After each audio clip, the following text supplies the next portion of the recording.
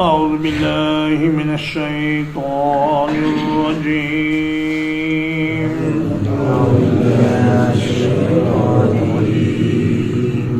خلق الإنسان من صلصال كالفخار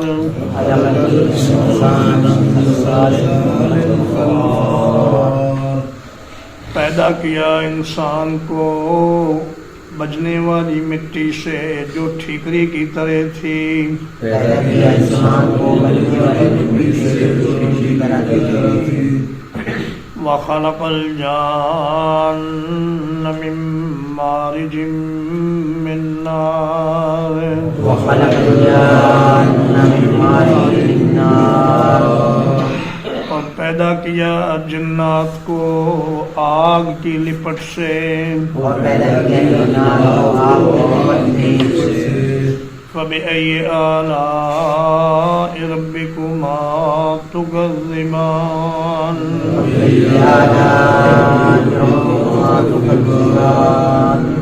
تو تم دونوں اپنے رب کی کون کون سی نعمت کو جھٹلاؤ گے.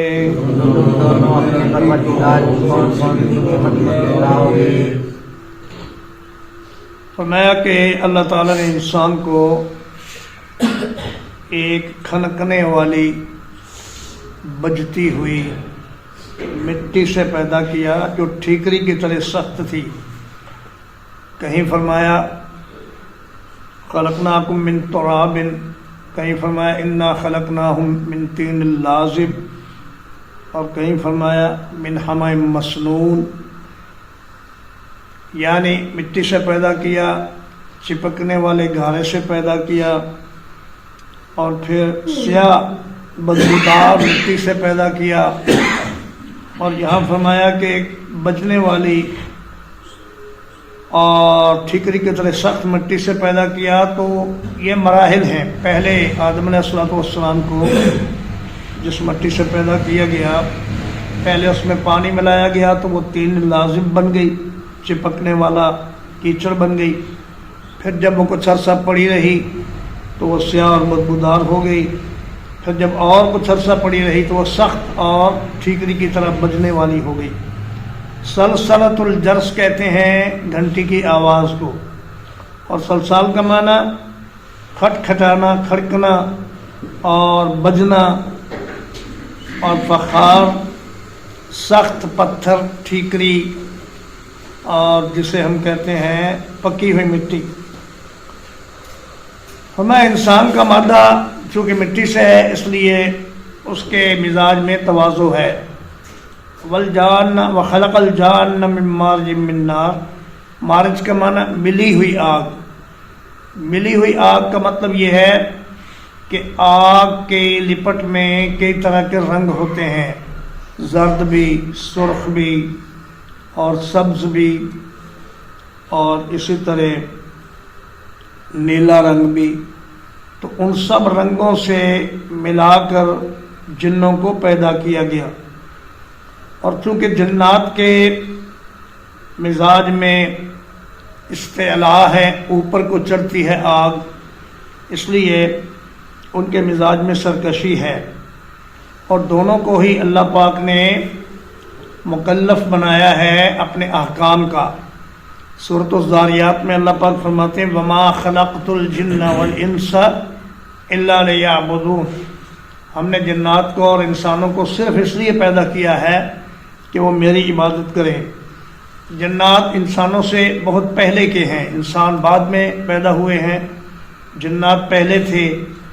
تو عین ممکن ہے کہ انسان کے پیدا ہونے سے پہلے جنات میں بھی کوئی انبیاء کا سلسلہ ہو، لیکن جب انسان پیدا ہوا تو پھر جنات میں نبوت کا سلسلہ موقوف ہو گیا، اور انسان ہی جنوں کے نبی بھی قرار پائے.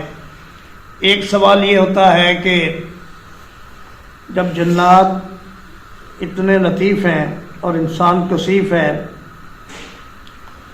اور جو لطیف ہوتا ہے وہ کثیف کو دیکھ سکتا ہے لیکن کثیف لطیف کو نہیں دیکھ سکتا.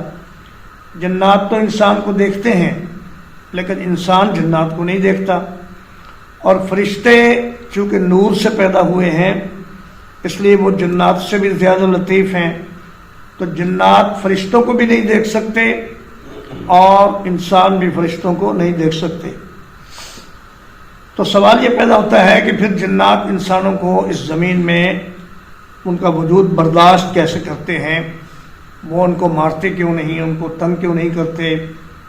تو اس کا جواب یہ ہے کہ اللہ پاک نے ہر انسان کی حفاظت کے لیے فرشتے مقرر فرمائے ہیں۔ لہو معقبات من بین یدیہ ومن خلفہ یحفظونہ من امر اللہ،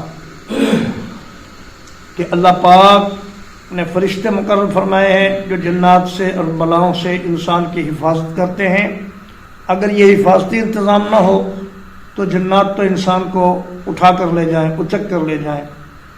ایک سوال یہ ہے کہ بھئی پھر کبھی کبھی جنات انسان کو تنگ کیوں کرتے ہیں، ان کے جسموں میں داخل ہو کر انہیں پریشان کیوں کرتے ہیں؟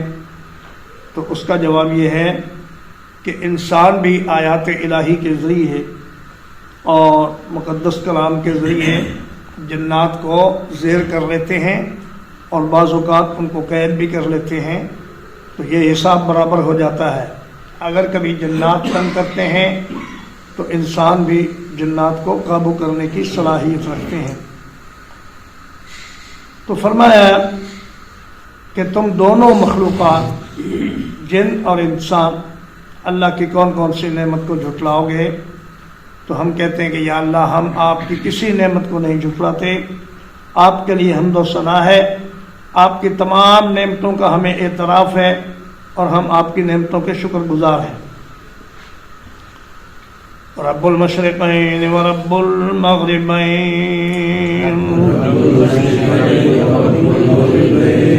رب ہے دونوں مشرقوں کا اور دونوں مغربوں کا۔ فبأي آلاء ربكما تكذبان، تو تم دونوں اپنے رب کی کون کون سی نعمت کو جھٹلاؤ گے؟ مرج البحرین یلتقیان، اس نے دو سمندروں کو ملایا وہ اس طرح آپس میں ملتے ہیں۔ بینہما برزخ لا یبغیان، کہ ان دونوں کے درمیان ایک پردہ ہے جسے وہ عبور نہیں کرتے۔ فبأي آلاء ربكما تكذبان، تو تم دونوں اپنے رب کی کون کون سی نعمت کو جھٹلاؤ گے؟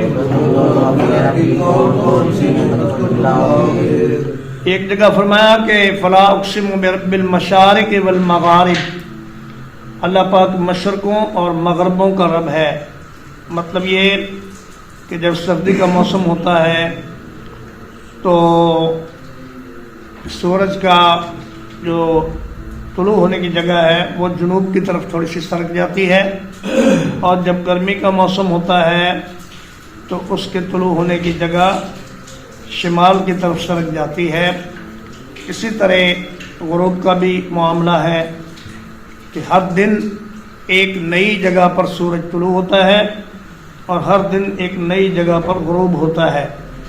اس اعتبار سے کئی مشرق ہیں اور کئی مغرب ہیں، اور ان سب کا رب ایک اللہ تبارک و تعالیٰ اکیلا ہے، کوئی اس کام میں اس کا شریک نہیں۔ سورج کو طلوع کرنا اور غروب کرنا یہ صرف اللہ کا کام ہے، دنیا کی کسی اور طاقت کا اس میں کوئی دخل نہیں، نہ ہی کوئی چارہ ہے۔ ساری دنیا مل کر بھی سورج کو 5 منٹ لیٹ کرنا چاہے تو نہیں کر سکتی، اور ساری دنیا مل کر بھی سورج کو 10 منٹ پہلے غروب کرنا چاہے تو نہیں کر سکتی۔ تو فرمایا یہ اللہ کا نظام ہے۔ مرج البحرین یلتقیان، دو سمندر آپس میں اس حال میں ملتے ہیں کہ بینہما برزخن، ان کے درمیان ایک پردہ ہے، جیسا کہ سورۃ الفرقان میں اللہ پاک نے فرمایا کہ وَهُوَ الَّذِي مَرَجَ الْبَحْرَيْنِ هَذَا عَذْبٌ فُرَاتٌ وَهَذَا مِلْحٌ أُجَاجٌ وَجَعَلَ بَيْنَهُمَا بَرْزَخًا وَحِجْرًا مَحْجُورًا۔ فرمایا کہ اللہ پاک دو سمندروں کو اس طرح ساتھ ساتھ چلاتا ہے کہ یہ میٹھا ہے، فرات کا معنی ہوتا ہے پیاس کو بجھانے والا، فرات کے لغوی معنی ہے توڑ دینے والا۔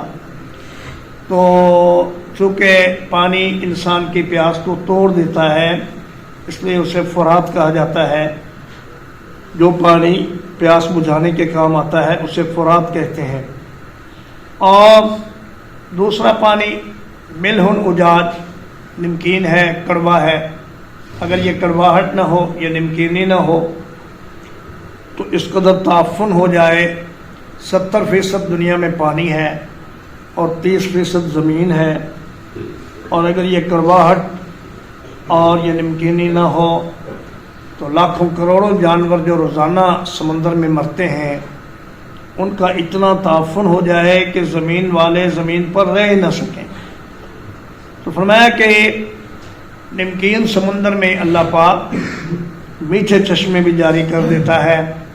اور ایک توجیہ اس کی یہ ہے کہ زمین کے نیچے دو سمندر ہیں جو بالکل ساتھ ساتھ چل رہے ہیں، ایک میٹھا ہے ایک نمکین ہے۔ بعض اوقات ایسا ہوتا ہے کہ آپ دیوار کے ایک طرف نلکا لگاتے ہیں تو اس میں سے کڑوا پانی نکلتا ہے، دوسری طرف لگاتے ہیں تو اس میں سے میٹھا پانی نکلتا ہے۔ تو یہ اللہ پاک کی قدرتیں ہیں کہ وہ پانی کو آپس میں ملنے نہیں دیتا، میٹھا الگ کڑوا الگ، یہ چلتے رہتے ہیں۔ یخرج منہما اللؤلؤ والمرجان، ان دونوں میں سے موتی اور مونگے نکلتے ہیں۔ فبأي آلاء ربكما تكذبان، تو تم دونوں اپنے رب کی کون کون سی نعمت کو جھٹلاؤ گے؟ وَلَهُ الْجَوَارِ الْمُنْشَآتُ، اور اسی کے لیے ہیں بڑے بڑے جہاز جو اوپر اٹھے ہوئے ہیں۔ فی البحر کالآلام، سمندر میں پہاڑوں کی طرح بلند۔ فبأي آلاء ربكما تكذبان، تو تم دونوں اپنے رب کی کون کون سی نعمت کو جھٹلاؤ گے؟ کل من علیہا فان، جو کوئی بھی اس زمین پر ہے وہ فنا ہونے والا ہے۔ وَيَبْقَى وَجْهُ رَبِّكَ ذُو الْجَلَالِ وَالْإِكْرَامِ، اور باقی رہے گا تیرے رب کا چہرہ جو بڑی عظمت والا اور بڑی عزت والا ہے۔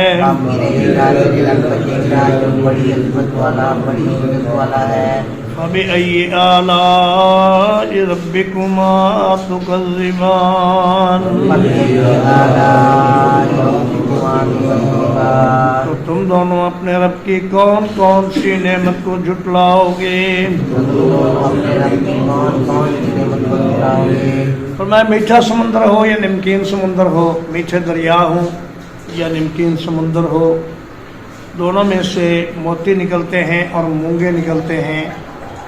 مونگا پتھر کی طرح کی ایک چیز ہے جو سرخ رنگ کی ہوتی ہے، لیکن یہ پودے کی طرح بڑھتا ہے اور سمندر میں اس کا پودا اگتا ہے، اور یہ بڑے بڑے دواؤں میں بھی کام آتا ہے اور زیورات میں بھی استعمال ہوتا ہے۔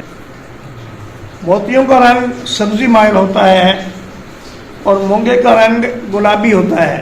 सूखी मायन। तो फरमाया कि ये समुद्रों में से अल्लाह पाक निकालते हैं। इसके अलावा भी बेशुमार मोती, जवाहरात और बड़े बड़े कीमती पत्थर और धातें, ये सब समुद्र की तह में मौजूद हैं। वलहुल जवारिल मुनशाआतु, जवार जारियत उनकी जमा है, जिसका माना होता है बड़ी कश्ती, और बड़ी कश्ती ही को बहरी जहाज़ कहते हैं। अल मुनशाआत, ऊपर को उठाए हुए, फिल बहरे, समंदर में, कल आलाम, बुलंद पहाड़ों की तरह।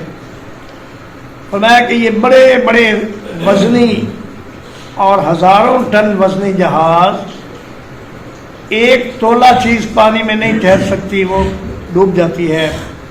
लेकिन ये अल्लाह पाक की करम नवाजी है और उसकी कुदरत है कि इतने बड़े बड़े जहाज़ इतना भारी बोझ लेकर वो समुद्र की सतह पर चलते रहते हैं और अल्लाह पाक के हुक्म से वो डूबने से बच जाते हैं।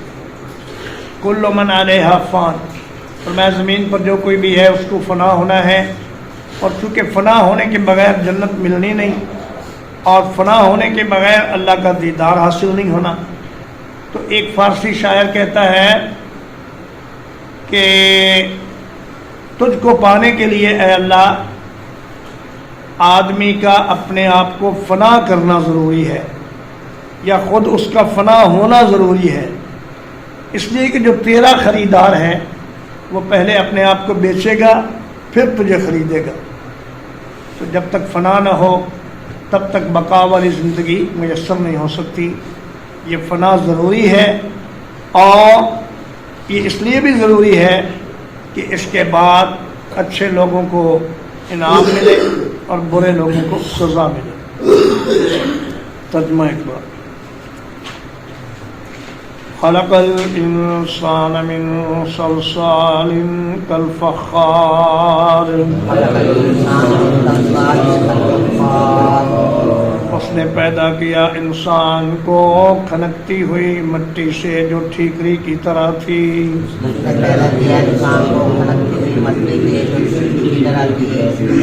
वख़लक़ल जान्न मिन मारिजिम मिन नार,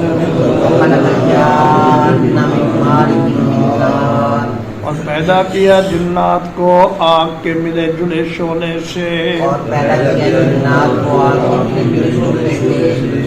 फ़बिअय्यि आलाइ रब्बिकुमा तुकज़्ज़िबान, तो तुम दोनों अपने रब की कौन कौन सी नेमत को झुटलाओगे। रब्बुल मशरिक़ैन व रब्बुल मग़रिबैन, वो रब है दोनों मशरक़ों का और दोनों मग़रिबों का। फ़बिअय्यि आलाइ रब्बिकुमा तुकज़्ज़िबान, तो तुम दोनों अपने रब की कौन कौन सी नेमत को झुटलाओगे। मरजल बहरैन यल्तक़ियान, उसने दो समुद्रों को मिलाया जो इस हाल में मिलते हैं। बैनहुमा बरज़ख़ुन ला यबग़ियान, उनके दरमियान एक पर्दा है जिससे वो आगे नहीं बढ़ते। फ़बिअय्यि आलाइ रब्बिकुमा तुकज़्ज़िबान,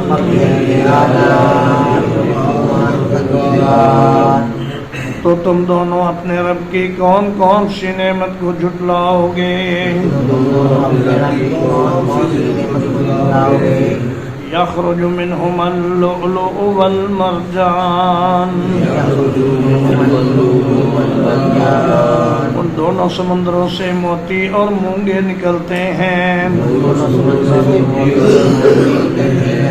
फ़बिअय्यि आलाइ रब्बिकुमा तुकज़्ज़िबान,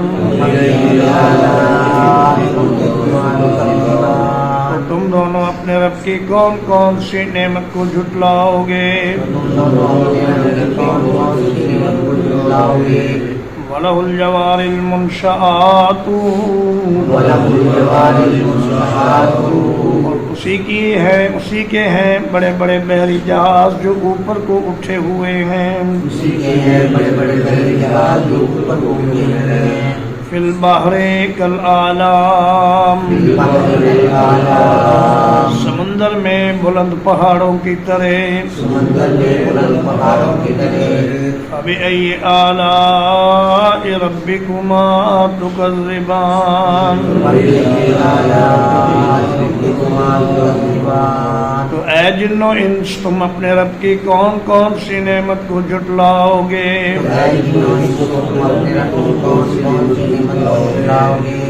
कुल्लु मन अलैहा फ़ान जो कोई भी इस जमीन पर है उसे फना होना है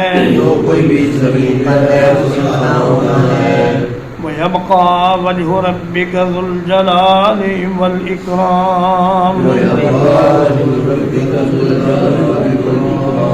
और बाकी रहेगा तेरे रब का चेहरा जो बड़ी अजमत वाला और बड़ी इज्जत वाला है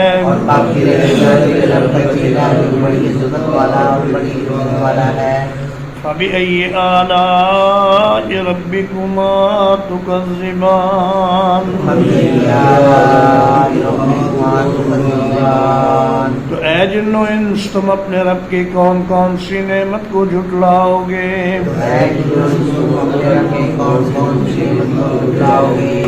वसल्लल्लाहु अला नबिय्यिना मुहम्मदिन व आलिहि व सहबिहि अजमईन।